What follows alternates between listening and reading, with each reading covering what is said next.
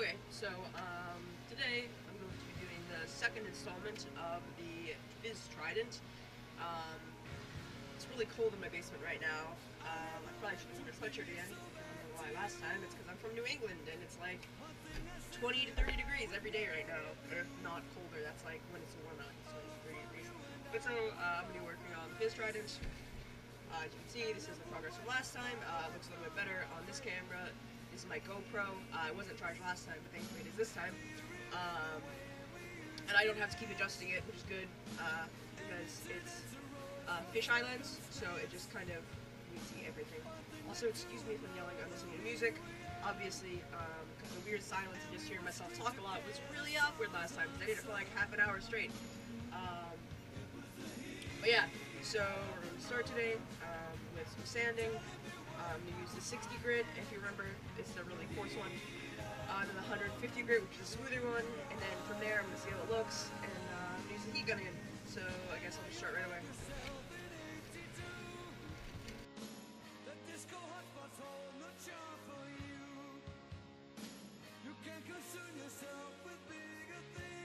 So my real goal right now is, you can see it better in this light and this camera, these marks that are in there from when I cut too much when I was edging, which is just, this is not obviously what I used to do it with, it's just kind of something that I have laying around. And so it's a process of kind of angling and cutting off the foam, and so I dug too deep in there. So that kind of sucked, and it's really annoying right now, but I'm just supposed to show be a little more careful next time. Let's see what this. I'm just switching out my sandpaper because this one's like ruined. I've used it a lot, you can see, it's like has holes in it. When it gets to that point, you really just want to switch it out, otherwise you're just going to be kind of hurting yourself and helping yourself. You just need like small pieces like this when you're going to be holding it anyway, or at least I do, that's my general preference when sanding. That way I can just slide down and hold it and then just go back and forth really fast, which kind of makes the process go really fast.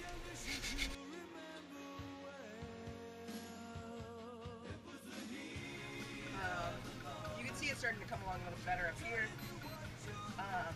It's starting to fill in a little bit. And again, you see the really rough appearance though. That'll be fixed once again after doing the heat gun and everything like that when it reseals the pores, and then it'll be even harder. A little bit less malleable, which is actually kind of a good thing. That means it's not going to get ruined in the process. Hopefully, before I do the second half of the Fizz blade, it comes out a little bit better, so it won't take as long. I don't have to repeat this process so many times. I'm not going to film that though because you're seeing that first part here, so I'll just, when I get to that point, I'll probably be a little bit of a delay in videos because I'll just be repeating something I don't need to film. Unless I stumble upon something that didn't happen in this video, and then I'll film it.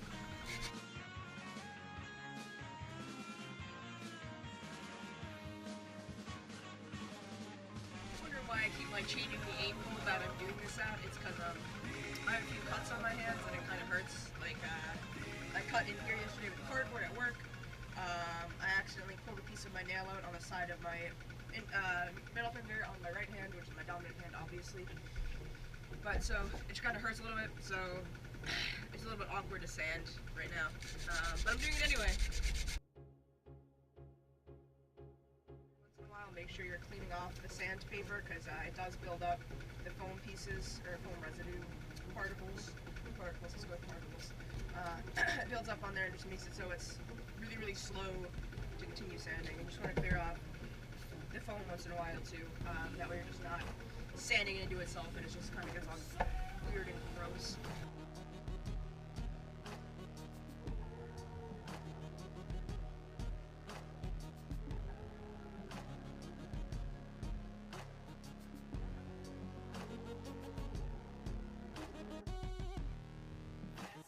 Alright, so if you look at it, it looks much better than it did a few minutes ago in terms of the holes in here.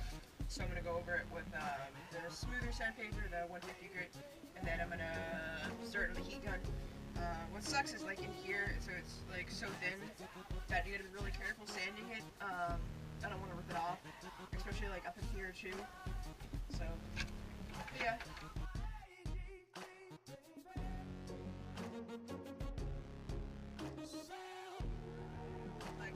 starting to look a lot better up in here after just going over it a little bit with the 150 grit.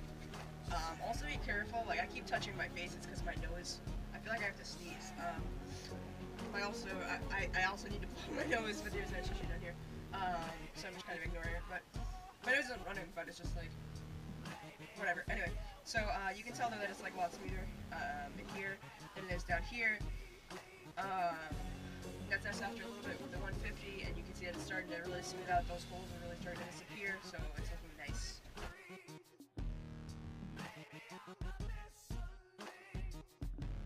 Starting to think that later on, once I get some new blades for my box cutter, I'm gonna come through here and see how thick it is on this. Like a blade's edge isn't that thick. I have to relook at the model for Fizz, but I think it's a little bit thinner than this on that edge. So I'm just gonna try and thin that down a little bit. Hopefully it comes out nice. Yeah, your hand's just gonna get covered in this stuff, unfortunately. And if you're wondering why my mouth keeps moving when I'm not talking, it's because I'm singing. So, yeah.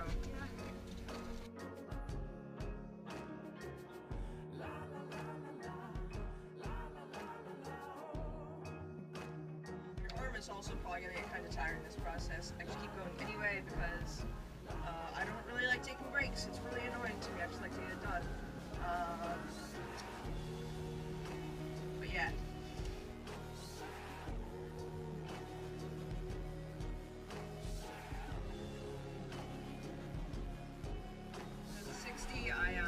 I had to do up here, and then I have to sand it here. It's actually kind of poorly edged in here, unfortunately.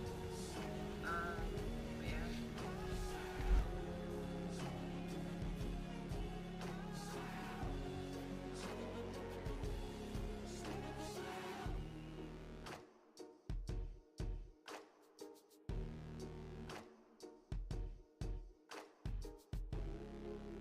So definitely next time, or when I get razor blades, which hopefully is this Friday when I get paid,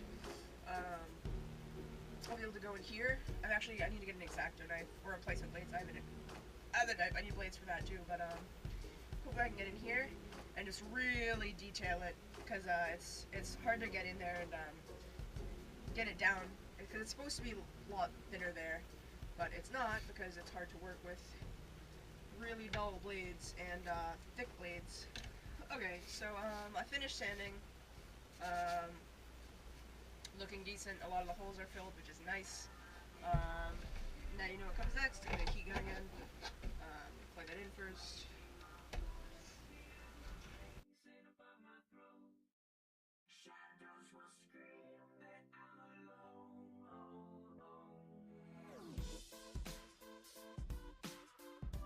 I just did. I realized that when I had sanded down this part, which actually looks like puzzle pieces, I can show you actually, with foam, it looks like puzzle pieces, so if you're working with that end, which I obviously did on this side, to cut out the initial blade, you have to cut those all off and sand it. I missed a piece at the very top. I just got foam in my eye. Anyway, but I forgot a piece, and so I just used this flat, straight edge, and just cut it off. Because it's really bothering me. Much better. But if you pay attention to how I'm moving it after I heat it, I'm just kind of pulling it on, like how you'd smooth on plaster, and you can see it just gets really smooth, and it kind of makes it really even. So.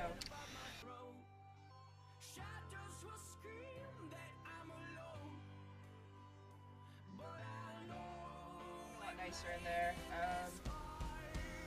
There's still some marks in there. There's not much I can do about that right now. What I'm going to do is do it regular, like Elmer's glue, PVC glue, just the white school glue. What I'm going to do is I'm going to cover this entire thing at it. Once I'm done sanding and heat gunning it, then I'll do it. Once I get it as close to perfect as I can, I'm going to cover the entire thing in it, and then I'm going to very, very lightly, with very fine grit sandpaper, sand over the areas that have holes, and that'll fill them. It'll fill them, and you just gotta keep putting glue on and then sanding it until it's like smooth and full. And then when you paint it, you will know the difference. And when you paint foam anyway, you have to paint it with, you really should, you don't have to, you should do it with glue, or you can do it with Plastidip, which is the stuff you use to like rehand just like this isn't a tool, obviously. This is something you drill into the ceiling and then hang something through it. This plasticky stuff that you see on the outside, this orange, this is Plastidip. I didn't Plastidip this, a lot of them come this way, but that's what Plastidip does. It's just like a rubbery layer. I personally haven't even tried it, but I don't like the way it looks when it's done. It really looks fake, and you want it so the props to look as good as possible. So I suggest the Elmer's glue.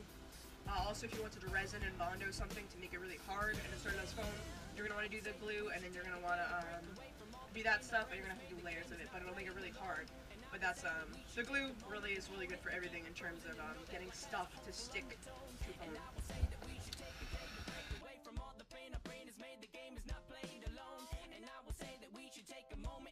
Plastic the foam.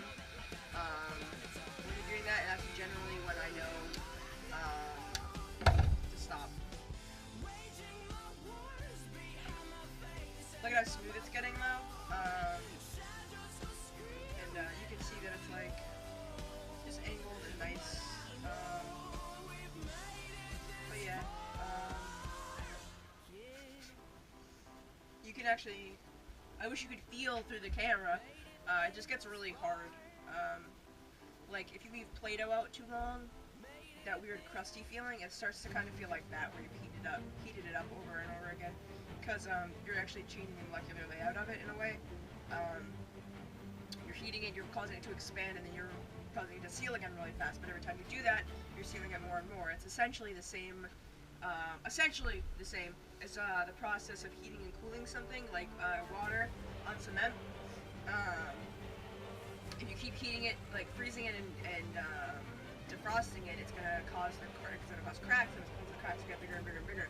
You see that problem in pavement a lot, but it's the same idea. You're just causing it to get worse and worse every time. You're causing the pores on this to get smaller and smaller every time. So yeah. Oh, I had someone ask me earlier what heat setting I'm using. Again, I'm using high, which I believe on this gun specifically is either 1,000 or 1,500. I believe it's 1,000. I believe low setting is 700 degrees. That's really all you need. You don't need to go to buy a fancy, like, one heat gun where it tells you all the different temperatures and stuff. That you can really get away with is high and low, because that's all you need. Anything more is a little excessive.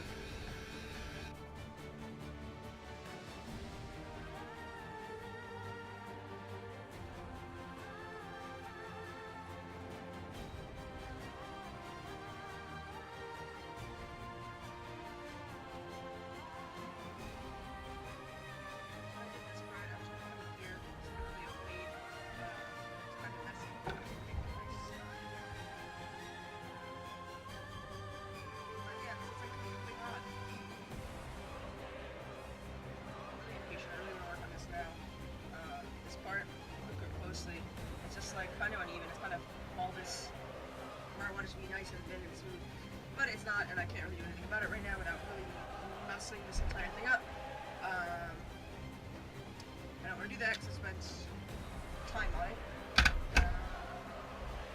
Always remember to plug your heat gun when you're done with it, or that can cause a fire. And leave it out. Don't put it right back in your toolbox or wherever you put it, or you're gonna melt something. But yeah, so this is what I did for today. Just resanded everything with 60 and 150 grit. It's looking better.